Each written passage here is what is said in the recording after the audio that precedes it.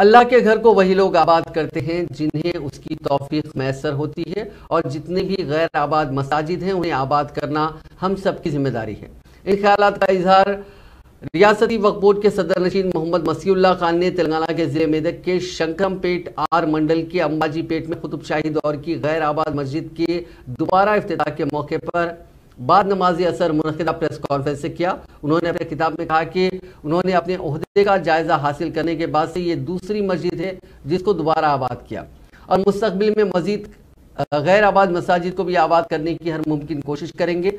इस मौके पर उन्होंने अपने किताब में कहा कि जामे मस्जिद अंबाजी पेट के मरम्मती कामों के लिए इस मस्जिद की मुकम्मल जॉइंट सर्वे के बाद निस कामों के तकमीने के बाद वक्फ बोर्ड से रकमी मंजूरी दी जाएगी और मुस्तकिल तौर पर कामों को अंजाम दिया जाएगा। उन्होंने इस मौके पर अपनी जानिब से माली इमदाद की।